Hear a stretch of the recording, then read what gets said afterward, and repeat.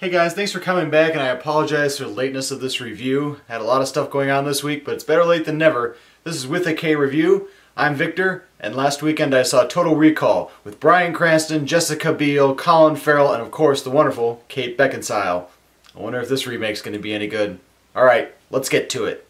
You know, I was thinking about it. It must be really hard to remake movies these days, trying to get everything right from the previous version. But you know what?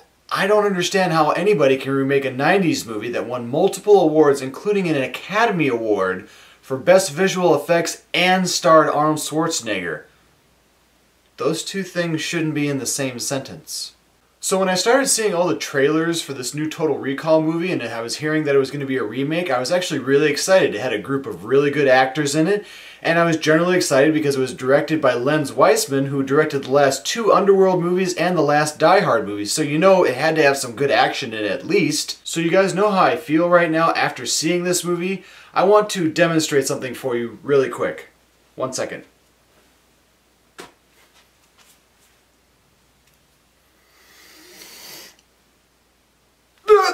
Dramatics aside, let's get into the movie. Now, I wish I could start this review off by saying the movie is shot for shot the same as the 90s version, but I can't, because even when the movie starts out, it's not the same at all. And, you know, I try to give, little bits and pieces, that can be changed here or there.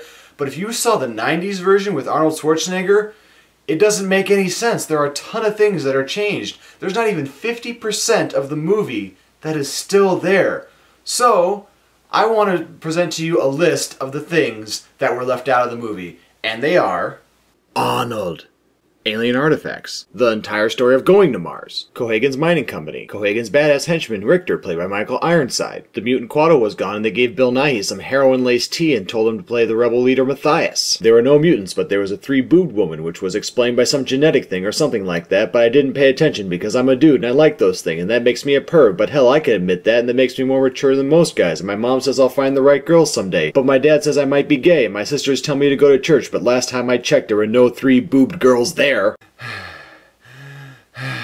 Okay, now that I got that out of my system, let's get into the movie and see if we can find anything that was actually worth the time to go see it. Now, the two things that were done really well in this movie were the production design and the fight scenes between all the characters. Farrell, who plays the main character, he does a really good job with all of his fight scenes. Kate Beckinsale actually does a really good job with all of hers, and surprisingly, Jessica Biel does a really good job with hers as well. Now, Farrell does a really good job as the action-y hero type of guy. He does really good with his fight scenes between Kate Beckinsale himself. He also has a really kind of interesting fight scene with Bryan Cranston. We'll get to more to Mr. Cranston later. But the person that actually really steals the movie in their fight scenes is Kate Beckinsale. She fights against Colin Farrell. She fights against Jessica Biel. At one point, she's like jumping around, and I swear to God, she looks like Celine from Underworld. Now, other than all those fight scenes and everything and the CG that was also done very well, those are really the only two things in this movie that were done well. Now, the story in the movie actually has Cohagen invading the colony, which is connected to the New Britain place or whatever, the New British Empire, through like a tube thing, and he's going to go invade the colony. And that story wasn't even done very well at all. And the weird thing is, Bryan Cranston's like a really good actor, and I have no idea why it took him an hour and a half into a 2-hour and 15-minute movie to actually appear on screen as a person.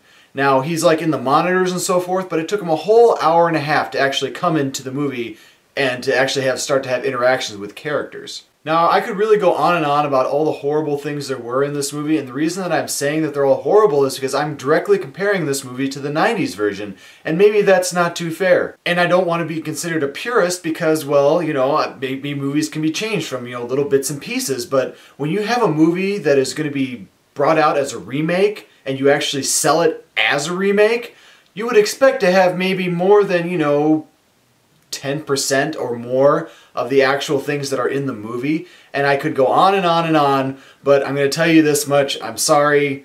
Total Recall, at this point for me, and not trying to be an angry nerd, actually gets a 0K review. Ooh, that's a little harsh.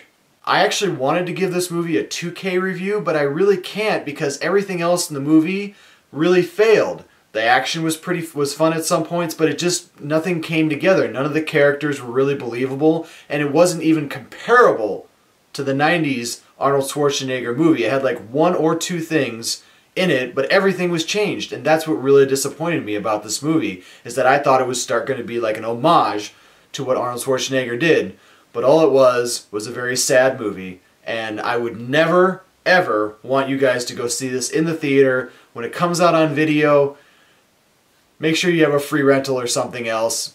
Otherwise, just forget it, and if it comes on late night, you know, HBO, watch it if you're drunk.